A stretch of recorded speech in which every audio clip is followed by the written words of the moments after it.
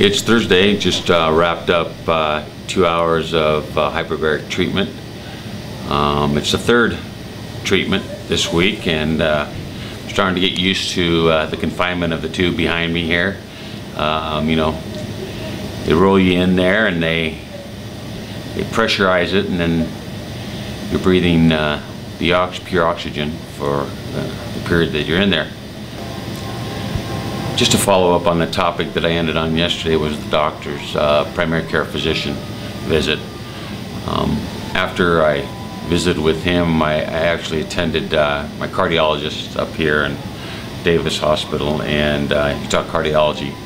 As I'm there for a checkup, they've done about 6 or 7 procedures on my heart over the past 8 years, and probably saved my life, you know, 3 or 4 times with different procedures. So they were familiar with me, and they asked the question, you know, with the lump and what's going on with that, and I was talking with the physician's assistant, and he was the same one that's been with me over the years, and so there's some concern. So we went back to primary care physician, and he said, well, let's just wait a couple of days or you know, even a couple weeks and see how it goes. And it turned out to be that 3-month period I talked about. When he discovered that he had seen this and hadn't taken any action, he made an immediate referral to the surgeon. Now, this surgeon is a plastic surgeon up here in the Davis Hospital area, and he is probably one of the best here. Got up here and did some x-rays, and had a visit with him in his office with my wife. He came in and described what he saw on the x-ray was a mass inside my tonsil area. I wasn't sure what it was. He wanted to explore the options with us. There was going to be an immediate operation to find out what that was in there, and he explained the options. It could be as simple as taking the mass out, and if it was not cancerous, then no big deal. And to the total other end of the spectrum, where they take out the neck muscle and other items that may be cancerous in the neck that is spread from the tonsil. So that was a pretty devastating moment. I mean, you're sitting there with the doctor explaining to you what he's going to do, and then he says, have you prepared your end-of-life documents? And it was pretty shocking. You know, you kind of sit there numb and you just kind of listen to him, because, you know, 2 days later, 2 days earlier, or 3 days earlier, you were feeling okay, just a little lump in your neck. The next thing you know, you're planning who's going to take care of the family when you're gone, if you're gone. So Kathy luckily was very well versed in the medical items, and you know, she works at the emergency room, and so I was just kind of numb, and she took it all in. And so that was about a Thursday.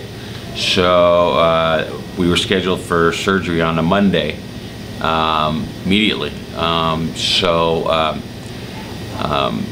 Gave us a little time to think and prepare, you know, do the proper documents, and then we showed up in the morning on the Monday, and they took me into the room and explained a little bit about what they were going to do. And I remember thinking, you know, this is the first time I've had a major surgery. I've been in the cardiology cath lab several times, at least 6 or 7. So I was used to going into these rooms, but this one here was a little bit different. This was actually an operating room. First time I'd been in one that I have never been operated on. I was in there, and they wheel you in, and they roll you onto the table, and I was thinking how cold it was, and you see in all the machines and stuff, and you know, I think that's the point where you come to the reality of what you're involved in during these surgeries. So they put the mask on, of course you count down and you're out. That was a pretty tough time right there. And for today, I'm going to leave it at that, because tomorrow I'm going to talk about the operation itself. What happened when I woke up. And I can tell you that it was nothing that I expected. It was a shocker, and the reaction was pretty much a tough one for the family. So that's going to be the topic of today. So tomorrow we'll talk about the operation. Right now I want to talk to you about the perks and the rewards that we have on the Indiegogo campaign, Smile for Survival. Interesting thing today, we had a transportation issue. I had to be up here at 8. Ruben had to be to school at 7:15. Kathy had to be to work at 6. So, you know, my day started around 5:36. Got up, got ready, got Ruben up, and you know, it's just an example of what you go through when you go to treatments every single day. Now, back when cancer treatments were on, I didn't drive for almost a year. There was so much medications between the 2 operations and such, so much medications that I didn't drive. So the expense of transportation was incredible. Between the house, the hospital, and physical therapy, every single day you went through this. And I don't think people realize how much it costs, the transportation of gas. I had a mother talk to me the other day. She said, you know, if people really had given me a gas card when I was taking my son for his chemo or his radiation or after the operation, that really would have made a big difference, because the gas was a big thing. So we have this perk on our Indiegogo campaign. It's a gas and transportation perk, and it's $10. So if you can donate $10 and to the campaign, it will sure go to help a little bit with that gas and transportation. One of the things that we forget about is these little tiny expenses, and that's what Smile for Survival is. It's about the little expenses, and these little expenses may seem like you know, $10 a day, but when you're going back and forth for 2 months, 3 months, depending on your physical therapy, your radiation, your chemo, this all adds up, and people don't realize what that is. So if you can, take a look at Indiegogo campaign and the $10 gas and transportation donation. Thank you.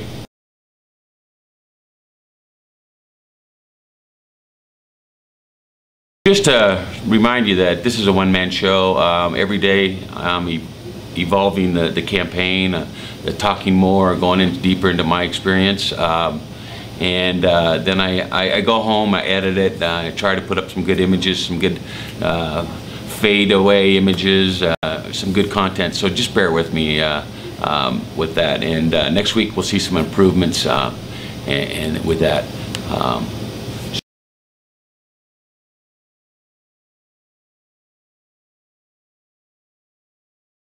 My name's Ruben. I'm a stage 4 cancer survivor.